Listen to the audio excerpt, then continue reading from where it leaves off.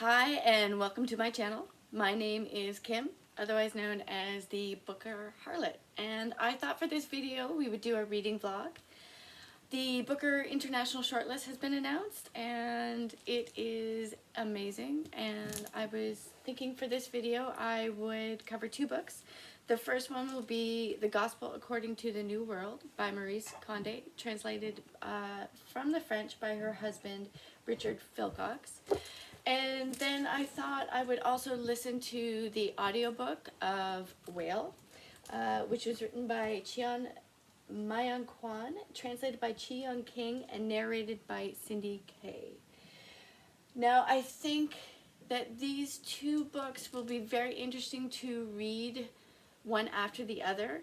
They have both been heavily criticized, and they both seem to be books that people either love or they dislike extremely. This book has been criticized for being too much of a literal translation of the New Testament. There is literally a last dinner. I am very intrigued by her opening, and she says that this is my last book. I wanted it to be a testament to my persistent faith, inner strength and faith like Pascal's, who's the Jesus character, are what count most to change the world, though we might never achieve it. Loving others seems to me to be the way, perhaps the only one to make an impact. This is my most daring book. And can you imagine putting yourself out there and this being the absolute last book you're going to write? So I imagine that she is going to throw everything into this. So super excited to read that. So I'm going to start off with this one and then go to Whale. And let's get reading. See you soon.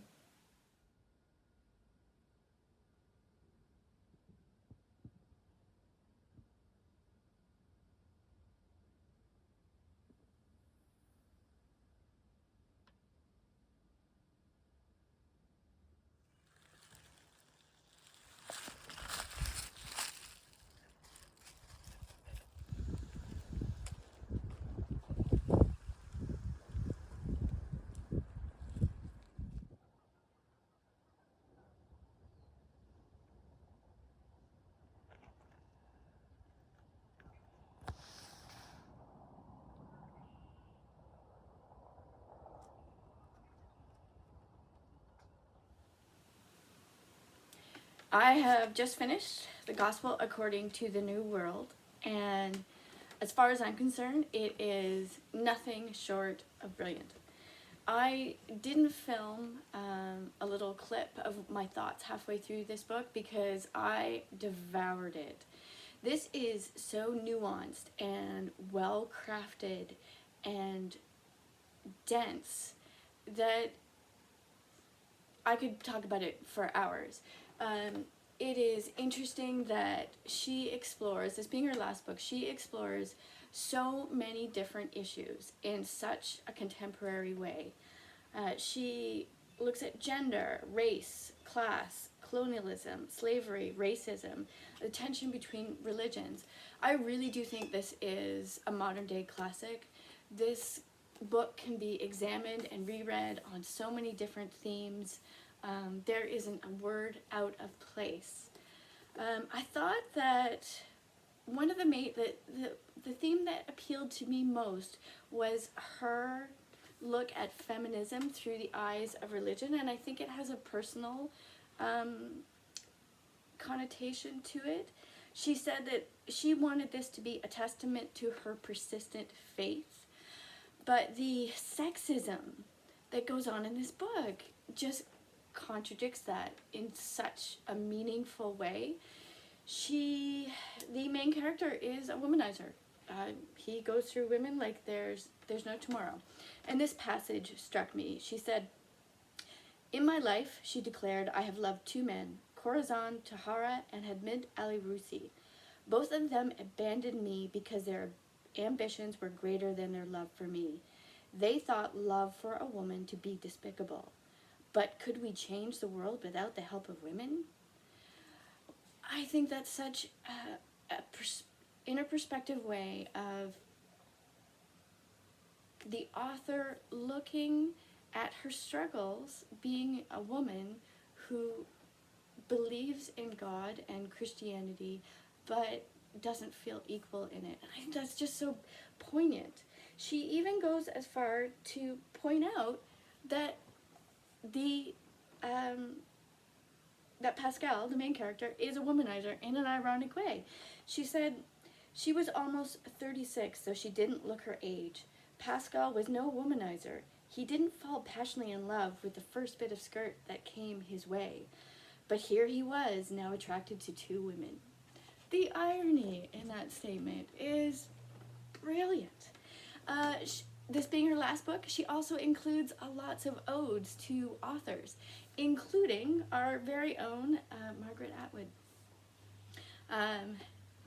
Read this book. It's incredible. And, you know, the International Booker this year has given me two authors, Laurent Mauvigne and now Maryse Condé, and which I want to go back and read all of their work. This is such an amazing read. I am floored. This has been a great reading week, and I'm only one book in. So those are my thoughts, and now I'm going to get started on Whale.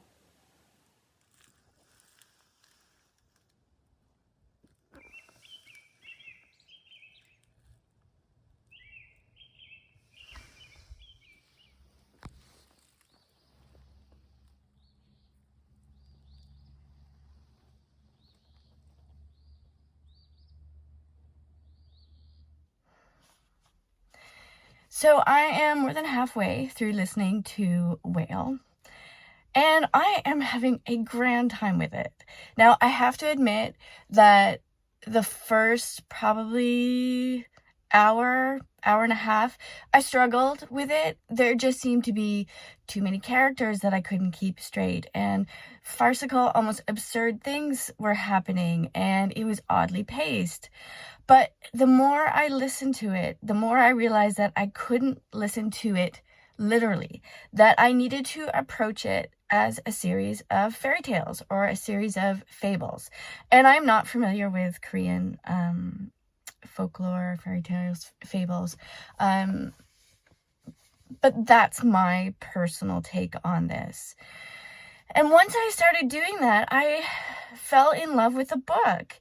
And if you approach this book as being told through the eyes of, well, not through the eyes of, but it is a book about three female characters whose lives are intertwined and told through fairy tales in almost a magic realism way. It's complex, it's moving, it's layered, it's fantastic. And I love magic realism. It's inserting the impossible into the possible. Midnight's Children by Salman Rushdie, one of my top 10 books, but that's a whole other video. So I am adoring this 20-year-old book. It's fantastic. I have about 4.5 hours left to go. So thank you to the International Booker judges, because I never would have read this if this didn't make this list. And reading is magic. Book prizes are magic. Writers are magic.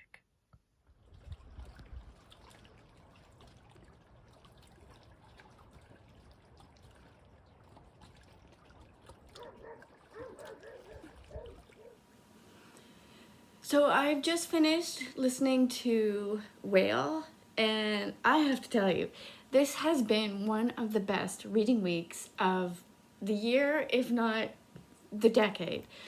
I thoroughly enjoyed Whale, and no spoilers. I loved the way that the plot circled. It is extremely well done, and this is a very violent book, and it is full of magic realism. The imagery of the whale and the elephant and the bees are so extraordinarily well done. You know, I did not mind listening to this very long audiobook, and I will definitely be reading this author again if the translations are available.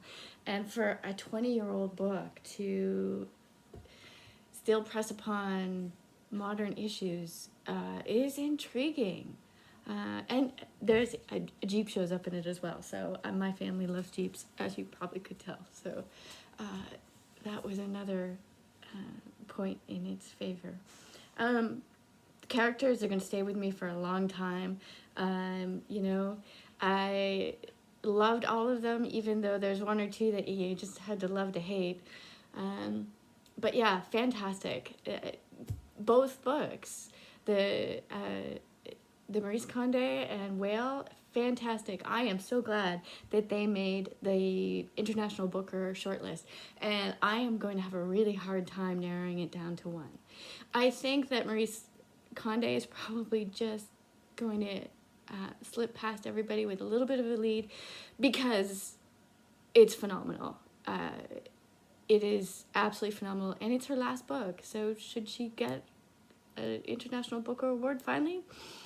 I think so, but still have some more to go. So thanks for sharing your time with me. I appreciate that you made it this far. If you're so inclined, please like and subscribe, and I will see you in my next video, which I'm trying to make them publish them every Friday. So thanks again. Hope everyone has a great week. See you soon. Bye.